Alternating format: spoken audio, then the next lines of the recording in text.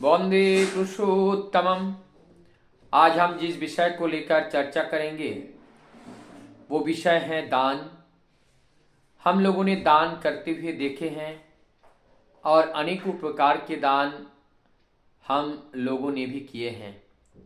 लेकिन आज एक ऐसा विचित्र, सार्वभौमिक, एकदम अलग और किस तरह से अपने आप को विनय, शालीनता से भरा हुआ ये दान, इस बारे में हम लोग जानने की कोशिश करेंगे।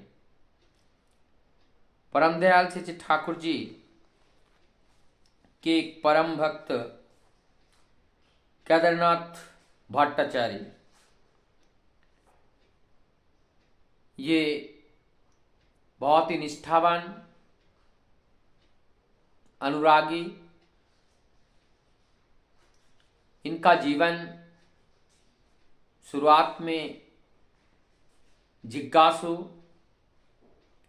और प्रश्न से भरा हुआ, जिसका समाधान ही नहीं हो रहा था। साधु संत, गुरु गुरुजन, ज्ञानी लोगों के पास जाकर अपना तृष्णा, अपना पिपासा, प्यास बुझाने के लिए निरंतर ढूंढते रहते थे।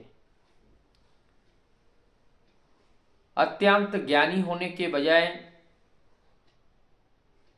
लोगों को पराजय करते थे और अपने प्रश्न का उत्तर उनको नहीं मिलता था। बाद में परमपिता की दया से उनको परम दयाल से ठाकुर अनुकूल चंद्र जी के बारे में पता चला, लेकिन वहां तक वो पहुंच नहीं पाए थे। उनके ही अनुयायियों से मिलकर उनके मन में परम दयाल से ठाकुर जी के प्रति एक पिपासा, एक इच्छा उनके मन में जागृत हुआ। और वो कैसे? जब हिमायतपुर से कीर्तन का दल इस फरीदपुर में, वर्तमान में बांग्लादेश, वहां पर जहां हमारे परम श्रद्ध केदारनाथ भट्टाचार्य दा तत्कालीन उपस्थित थे, और वो कीर्तन के दल में अनंत महाराज,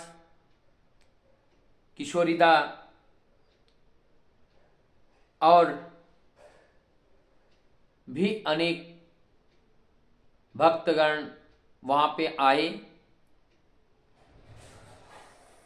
और जो राजबाड़ी जहां पर हमारे केदारनाथ भट्टाचार्य दा रहते थे, उस राजबाड़ी होते हुए कीर्तन के दल गुजरे,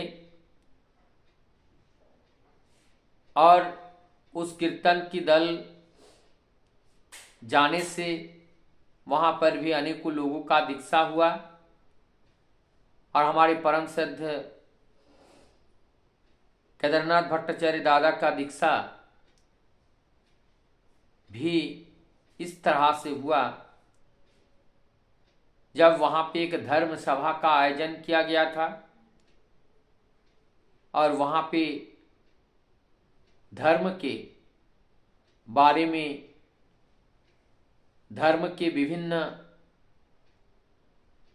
एस्पेक्ट को लेकर जो डिस्कशन हुआ,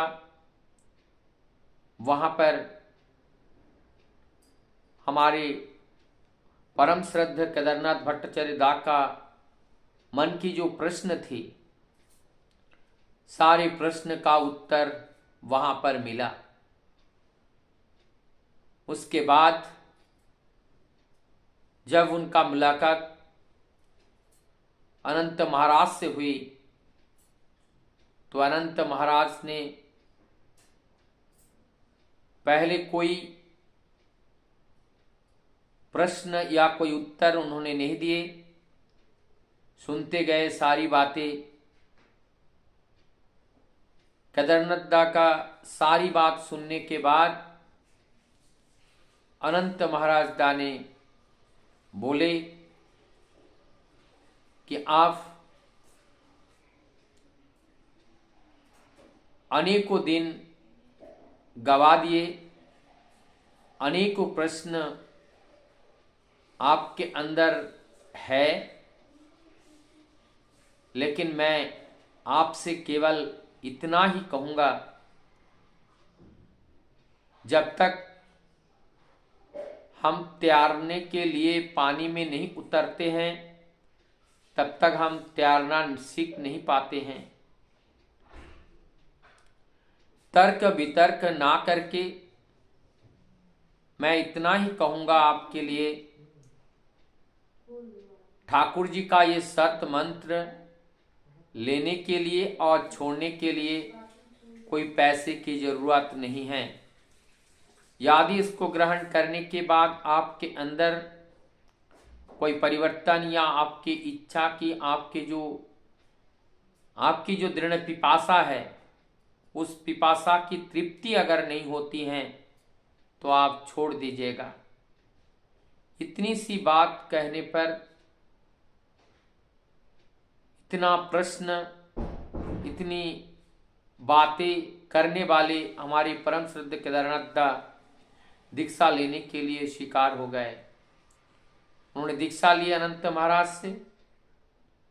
उसके बाद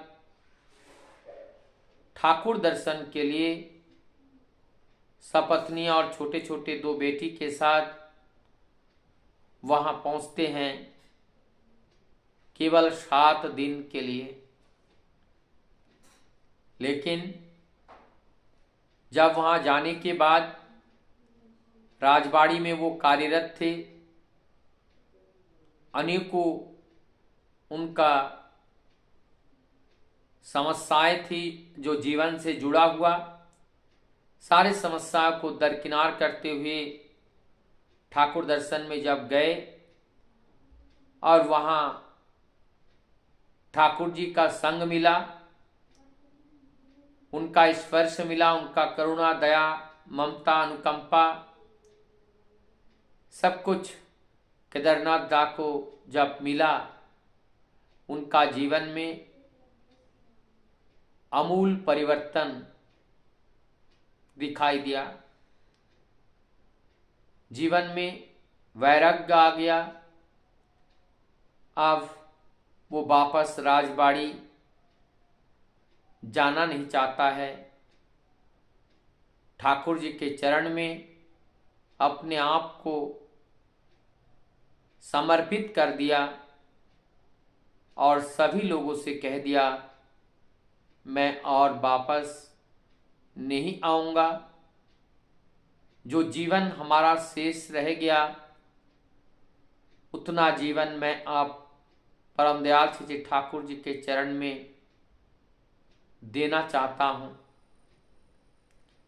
ऐसे करते हुए उनके अंदर जो चरम वैराग्य है, उन्होंने मन ही मन सोचा, प्रभु को जब तक हम उजाड़ करके सब कुछ नौछावर नहीं करते हैं, तब तक अहंकार छिपा हुआ रह जाता है। उन्होंने इस अहंकार से मुक्त होने के लिए अपने सारे चल अचल संपत्ति परम दयाल के चरण में देना चाहते थे। लेकिन ठाकुर जी का एक विचारधारा था, किसी के अचल संपत्ति, सोना गहना ठाकुर लेना नहीं चाहते थे। इसलिए उन्होंने क्या किया, अपनी जितनी भी संपत्ति थी, सारी संपत्ति को बेच दिए और बेचने के बाद जो अर्थ हुआ या जो अपने अचल संपत्ति थी उनको रजिस्टरी किया और कुछ उन्होंने बेचा। सारे पैसे और कागज के जो दलील हैं वो सब उस कागज में उल्लेख करते हुए ठाकुर जी जहाँ पार्लर में बैठे हैं वहाँ पर जाते हैं और उनके जो चोटी हैं, जो चप्पल हैं, पादुका है, ठाकुर जी के पादुका के नीचे वो कागज को रखकर